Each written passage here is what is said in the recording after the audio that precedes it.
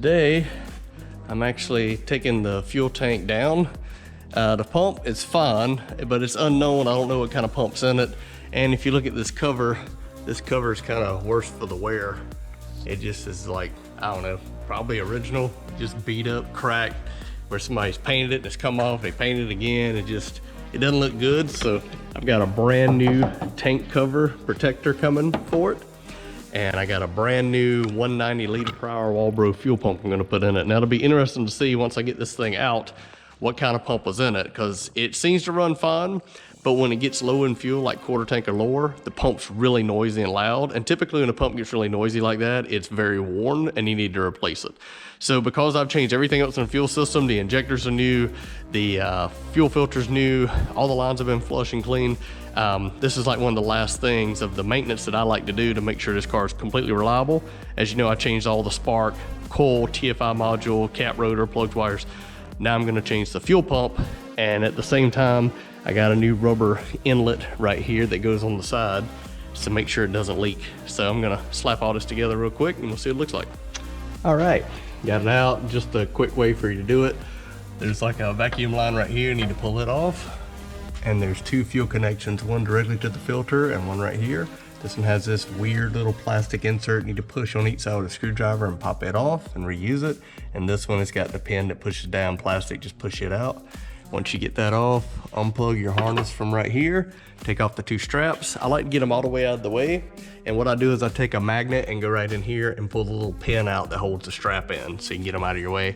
I'm gonna actually clean all this while I got it out. But here's the tank. It's really dirty just from all the years. So if the fuel pump was changed at one point, it's been a long time ago. So this is the rubber inlet I told you we always need to change when you have the tank out, because if you don't, it's got a crack in it. When you go to fill the cart with gas, it'll leak out of here and cause a mess. And then you gotta take it all back down again to fix it. So what I'm gonna do for now, I'm gonna stick a rag in here and take my air blower and a brush. I'm gonna brush and clean all this up. So when I take this ring off to take the pump out, no dirt and debris fall into the tank. So best thing to do is get it all clean before you get started. Just plug this up so you don't get any debris inside the tank right here, because that's open. That over there is your sending unit, and this is your fuel pump. So I'm gonna get all this loose and then put the new pump in and then stick it back in the car. So it's pretty straightforward. All right, so what I like to do is try to blow it off, spray some brake cleaner on everything real good, let it soak, hit it with a brush, and then blow it off again. You can see everything's nice and clean now for me to take it apart all the way around. And if you don't believe there's a lot of dirt, this is how much I had to sweep up. Look at that. That's how much dirt and debris was sitting up here on the tank and around. So you definitely don't want that to get in your tank. That's why I've got this rag balled up and in here for now. Anyway, now I'm ready to take it apart. And while I got the tank out, just to let you know, I tried to wipe all this out. I mean, it's still not perfect. You know, I didn't take a scrub brush or nothing to it, but I did wipe the high stuff off. I just want to show you what's kind of Fox body mods these days. When I got the car, it already had the iBox springs on it. I just put these new rear shocks on it. Those are just stock Monroe replacements. They're just black, but they ride great. But I wanted to show you these upper and lower control arms. These are the red ones.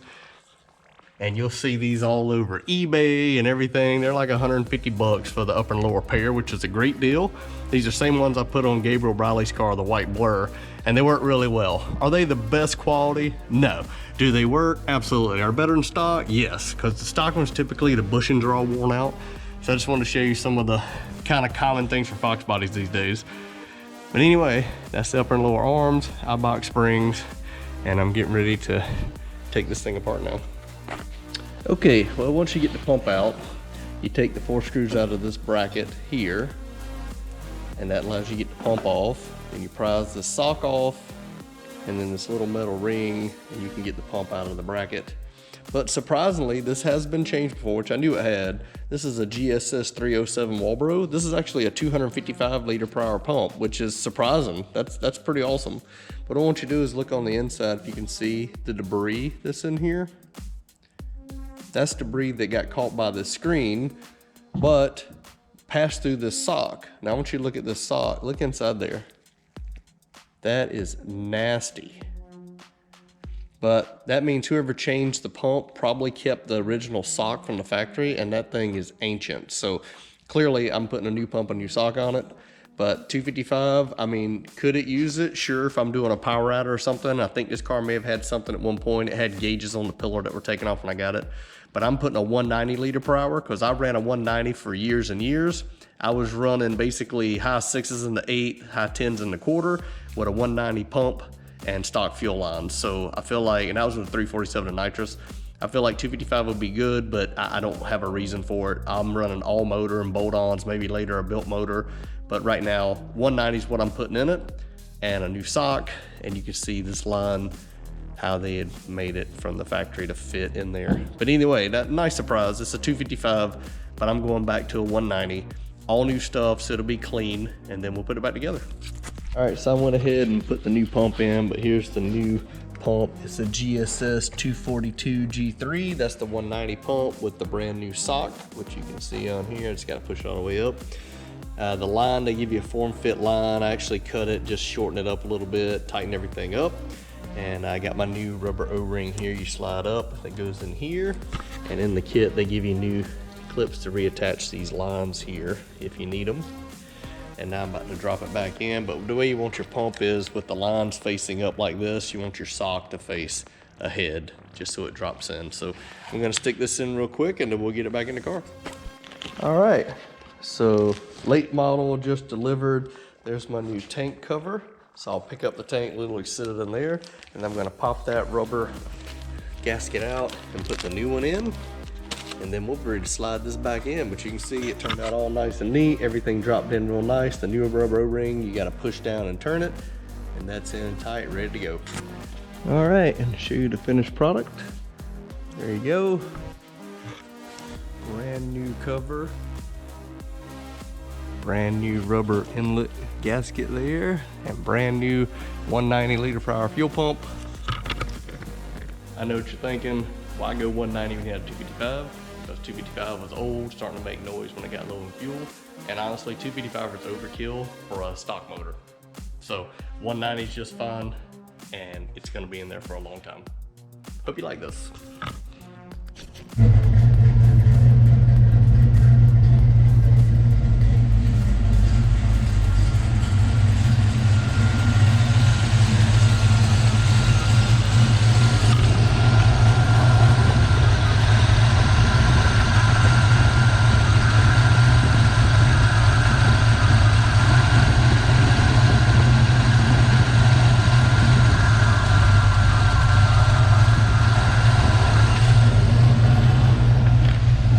Had to slightly adjust the fuel pressure a little bit. I put it back between 39.5 and 40 pounds with the vacuum disconnected, and it's good to go now. The pump's a lot quieter too, by the way. When I first primed it, super quiet. I like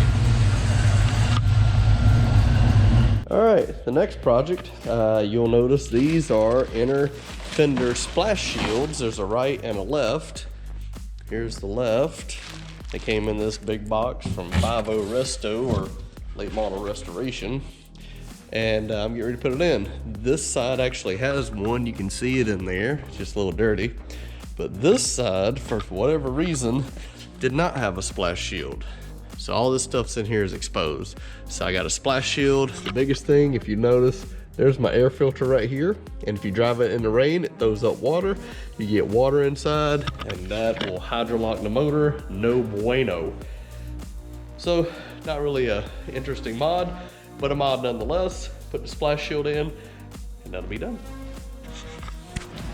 All right, finished product. Check it out.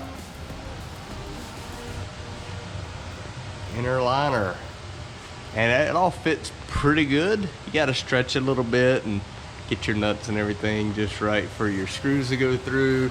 One at the top there, one back here, one right here on the front, and then your little push Christmas trees. There's one there, one here,